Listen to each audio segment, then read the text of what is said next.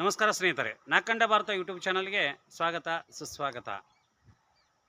ಸುಮಾರು 6 ತಿಂಗಳಿಂದ ನಮ್ಮ ಯೂಟ್ಯೂಬ್ ಚಾನಲ್ ನಾಕಂಡ ಭಾರತ ಯೂಟ್ಯೂಬ್ ಚಾನಲ್ ತುಂಬ ಚೆನ್ನಾಗಿ ಓಡ್ತಾ ಇದೆ. ಹಾಗೆ ಈಗ ಸುಮಾರು ಬೇಸಿಗೆ ಕಾಲ ಇರೋದ್ರಿಂದ ಸುಮಾರು ಮಧ್ಯಾಹ್ನಕ್ಕಾಗಲ್ಲ ಹೆಚ್ಚು ಓಡಾಡೋಕ್ಕಾಗದೇ ಇರೋ ಕಾರಣಕ್ಕೆ ಈಗ ಒಂದು 2 ವಾರಗಳಿಂದ ಯಾವುದೇ ಥರದ ಹೊಸ ವೀಡಿಯೋಗಳನ್ನ ಮಾಡೋಕ್ಕಾಗಲಿಲ್ಲ. ಆದರೂ ಕೆಲಸದ ನಿಮಿತ್ತವಾಗಿ ಇರುವಾಗಲೇ ಒಂದು ವೀಡಿಯೋನ ಮಾಡ್ತಾಯಿದ್ದೀನಿ. ಇದು ನಾನೀಗ ಬಂದಿರೋದು ಬೆಳಗಾವಿ ಜಿಲ್ಲೆಯ ಚಿಕ್ಕೋಡಿ ತಾಲೂಕಿನ ಕರೋಶಿ ಗ್ರಾಮದ ಗಟಗಿ ಬಸವಣ್ಣ ದೇವಸ್ಥಾನದ ಒಂದು ದೇವಸ್ಥಾನಕ್ಕೆ ಬಂದಿದ್ದೇನೆ. ಈ ದೇವಸ್ಥಾನದ ವಿಶೇಷತೆ ಏನು ಮತ್ತು ಪವಾಡಗಳ ಬಗ್ಗೆ ಒಂದಷ್ಟು ಮಾಹಿತಿಗಳು ತೆಗೆದುಕೊಳ್ಳೋಣ. ಹಾಗೆ ಇದು ಈ ಗಟಗಿ ಬಸವಣ್ಣ ಇರುವುದು ಚಿಕ್ಕೋಡಿ ನಗರದಿಂದ 5 ಕಿಲೋಮೀಟರ್ ದೂರದಲ್ಲಿ, ಕರೋಶಿ ಗ್ರಾಮದಿಂದ 3 ಕಿಲೋಮೀಟರ್ದಲ್ಲಿ. ಇಲ್ಲಿಗೆ ಬರಲು ಸಾಕಷ್ಟು ಬಸ್ಸಿನ ವ್ಯವಸ್ಥೆಗಳು ಸಹಿತ ಇದ್ದಾವೆ. KSRTC ಬಸ್ಸಿನ ವ್ಯವಸ್ಥೆಗಳಿದ್ದಾವೆ. ಇಲ್ಲಿ ಅದರ ಮೂಲಕ ಬಂದು ಗಟಗಿ ಬಸವಣ್ಣ ದೇವಸ್ಥಾನಕ್ಕೆ ಬಂದು ದರ್ಶನ ಮಾಡ್ಕೊಂಡು ಹೋಗ್ಬೋದು. ಹಾಗೆ ಇಲ್ಲಿ ಒಂದು ಬಸವಣ್ಣನ ನಾವು ವಿಶೇಷ ಒಂದು ಪವಾಡಗಳನ್ನು ನೋಡಬಹುದು. ಅದನ್ನು ನೋಡ್ಕೊಂಡು ನಂತರ ನಾವು ಪುನೀತರಾಗ್ಬೋದು ಅಂತ ಹೇಳ್ತಾ ಮುಂದೆ ನಿಮಗೆ ಗಟಗಿ ಬಸವಣ್ಣನ ಬಗ್ಗೆ ಒಂದಷ್ಟು ಮಾಹಿತಿಗಳನ್ನು ಕೊಡುವಂಥ ಪ್ರಯತ್ನ ಮಾಡ್ತೀವಿ. ಸ್ನೇಹಿತರೆ, ಇದು ಬೆಳಗಾವಿ ಜಿಲ್ಲೆಯ ಚಿಕ್ಕೋಡಿ ತಾಲೂಕಿನ ಕರೋಶಿ ಗ್ರಾಮ, ಅಂದರೆ ಚಿಕ್ಕೋಡಿ ನಗರ ಮತ್ತು ಹುಕ್ಕೇರಿ ನಗರದ ನಡುವೆ ಮಧ್ಯ ಇರುವಂಥ ಜಿಲ್ಲಾ ಹೆದ್ದಾರಿಯ ಈಗಿನ ರಸ್ತೆ ಕಾಣಿಸ್ತದೆ. ಈ ಹೆದ್ದಾರಿಯ ಚಿಕ್ಕೋಡಿ ನಗರದ 5 ಕಿಲೋಮೀಟರ್ದಲ್ಲಿ ಮತ್ತು ಕರೋಶಿ ಗ್ರಾಮದ 3 ಕಿಲೋಮೀಟರ್ ದೂರದಲ್ಲಿರುವಂಥ ಮಧ್ಯದಲ್ಲಿರುವಂಥ ಶ್ರೀ ಗಟಗಿ ಮತ್ತು ಬಸವೇಶ್ವರ ದೇವಸ್ಥಾನದ ಬಗ್ಗೆ ವಿಶೇಷವಾದ ವಿಡಿಯೋನ ಹಾಕಬೇಕಂತ ಬಂದಿದ್ದೇನೆ. ಈ ದೇವಸ್ಥಾನದ ವಿಶೇಷತೆ ಏನಿದೆ ಮತ್ತು ಪವಾಡಗಳ ಬಗ್ಗೆ ಒಂದಷ್ಟು ವಿಷಯಗಳನ್ನು ಕೇಳುವಂಥ ಪ್ರಯತ್ನ ಮಾಡೋಣ. ಅಲ್ಲಿ ಏನೇನದಾವೆ ನೋಡ್ಕೊಂಬರೋಣ. ದೇವಸ್ಥಾನಕ್ಕೆ ಹೋಗಿ ಎಲ್ಲ ಮಾಹಿತಿ ತೊಗೊಳ್ಳುವಂಥ ಪ್ರಯತ್ನ ಮಾಡೋಣ. ಇದು ಬಸವೇಶ್ವರ ದೇವಸ್ಥಾನದ ಮುಖ್ಯ ದ್ವಾರದಲ್ಲಿದ್ದೀನಿ.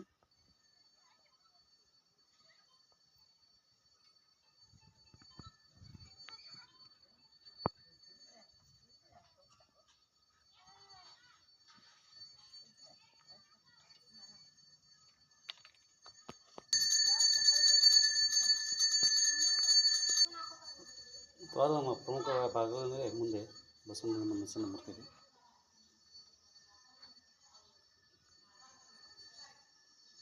ಅಲ್ಲಿ ಕಾಣಿಸ್ತಾ ಇರೋದು ಚಿಕ್ಕೋಡಿ ನಗರ. ಇದು ಬಸವೇಶ್ವರ ದೇವಸ್ಥಾನ ಒಳಗೆ ಪ್ರವೇಶ ಮಾಡೋಣ. ಸುಮಾರು 800 ವರ್ಷಗಳ ಇತಿಹಾಸ ಹೊಂದಿರುವಂಥ ಈ ದೇವಸ್ಥಾನದಲ್ಲಿ ವಿಶೇಷತೆ, ಪವಾಡತೆ ಮತ್ತು ಅದಾವೆ. ಶಿವನ ವಾಹನವಾದಂಥ ನಂದೀಶ್ವರನೇ ಇಲ್ಲಿ ನಂದಿ ಬಸವಣ್ಣನಾಗಿ ಇಲ್ಲಿ ಅವತಾರ ತಾಳಿ ಇಲ್ಲಿ ಜನರಿಗೆ ಭಕ್ತರು ಉದ್ಧಾರ ಮಾಡಿಸಲು ಈ ಕ್ಷೇತ್ರದಲ್ಲಿ ನಿಲ್ಲಿಸಿದ್ದಾನೆ. ಇಲ್ಲಿ ಪವಾಡಗಳು ಏನದಾವು, ವಿಶೇಷವಾಗಿ ಏನಾದಾವು, ಏನು ಮಾಹಿತಿ ಕೇಳೋಣ ಯಾರಾದರೂ ಸಿಕ್ಕರೆ.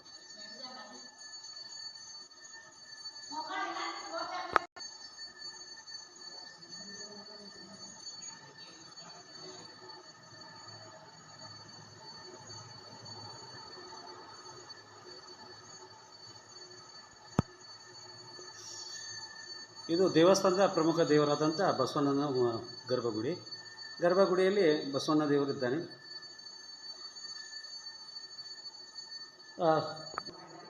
ಇದು ಉದ್ಭವ ಬಸವಣ್ಣನ ದೇವರ ಮೂರ್ತಿ ನೋಡಿ.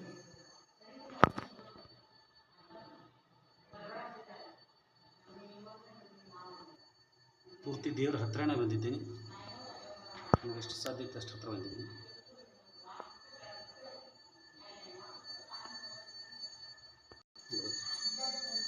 ನೋಡಿ ಸ್ನೇಹಿತರೆ, ಇದು ಬೆಳ್ಳೆ ಬಾಗಿಲು ಬಸವಣ್ಣನಿಗೆ ಭಕ್ತರಿಂದ ಕಾಣಿಕೆಯಾಗಿ ಅರ್ಪಿಸ್ತಾರೆ.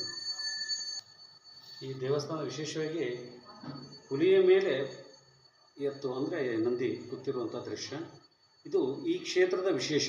ಅದನ್ನೇ ಬಗ್ಗೆ ಒಂದಷ್ಟು ಕಥೆಗಳನ್ನು ಹೇಳ್ತೀನಿ ಮುಂದೆ. ಈ ಕರೋಶಿ ಗ್ರಾಮದ ನಂದಿ ದೇವರ ಅಂದರೆ ಬಸವಣ್ಣನ ದೇವರದ ಒಂದು ವಿಶೇಷ ಕಥೆ ಇದೆ. 800 ವರ್ಷಗಳ ಹಿಂದುಗಡೆ ಇದು ತುಂಬ ಕಾಡಿನ ಪ್ರದೇಶವಾದಂಥ ಆಗಿತ್ತಂತಿದ್ದು. ಈ ಕಾಡಿನಲ್ಲಿ ಆಗಾಗ ಇಲ್ಲಿ ಪ್ರಾಣಿ ಪಕ್ಷಿಗಳು, ಇಲ್ಲಿ ಒಂದು ಕೆರೆ ಇತ್ತಂತೆ ಮುಂದೆ ದೇವಸ್ಥಾನ ಮುಂದುಗಡೆ. ಆ ದೇವಸ್ಥಾನಕ್ಕೆ ಎಲ್ಲ ಥರದ ಪ್ರಾಣಿ ಪಕ್ಷಿಗಳು ಆ ಕೆರೆಗೆ ಬಂದು ನೀರು ಕುಡಿದು ಹೋಗ್ತಾ ಇದ್ದು ಅಂತೆ. ಹಾಗೆ ಒಂದು ದಿವಸ ಯಥಾಸ್ಥಿತಿಯಾಗಿ ಶಿವನ ವಾಹನವಾದಂಥ ನಂದಿ ಕೆರೆಗೆ ನೀರು ಕುಡಿಯಲು ಬಂದಾಗ ಒಂದು ವ್ಯಾಘ್ರ ಅಂದರೆ ಹುಲಿ ಬಂದು ಅದನ್ನು ಎಲ್ಲ ಪ್ರಾಣಿಗಳ ಮೇಲೆ ದಾಳಿ ಮಾಡಿದಾಗ ಈ ಬಸವಣ್ಣ ನಂದಿ ಇದ್ದವ ಆ ಹುಲಿಯನ್ನೇ ಅಟ್ಟಿಸ್ಕೊಂಡು ಹೋಗ್ತಾನೆ. ಯಾವತ್ತ ಎಲ್ಲೆಲ್ಲಿ ಹೋದರೂ ಎಲ್ಲ ಬೆಟ್ಟ ಗುಡ್ಡಗಳಲ್ಲಿ ಓಡಾಡಿದ್ರು ಸಹಿತ ಎಲ್ಲೂ ಬಿಡದೆ ಎಲ್ಲ ಕಡೆ ಓಡಿಸ್ಕೊಂಡು ಹೋಗಿ ಹುಲಿಯನ್ನೇ ಬಸವಣ್ಣ ಓಡಿಸೋದಂದ್ರೆ ಎಲ್ಲರಿಗೂ ಆಶ್ಚರ್ಯ ಆಯ್ತತೆ.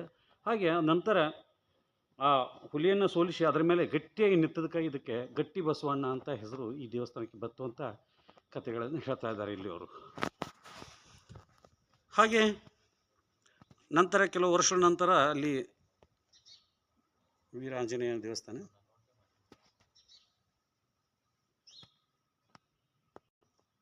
ಈ ದೇವಸ್ಥಾನಕ್ಕೆ ಏನು ಈಗ ದೇವ್ರ ಮೂರ್ತಿ ಉದ್ಭವ ಆಗಿದೆ, ಆ ಸ್ಥಳದಲ್ಲಿ ಹುಲಿಯನ್ನು ಮೇಲೆ ಕುಳಿತುಕೊಂಡಂಥ ಬಸವಣ್ಣ ನಂತರ ಅಲ್ಲೇ ಒಂದು ಮೂರ್ತಿ ರೂಪದಲ್ಲಿ ಉಳ್ಕೋತಾನೆ. ಮುಂದೆ ಹೀಗೆ ಅದು ಹುತ್ತ ಬೆಳೆಯುತ್ತೆ.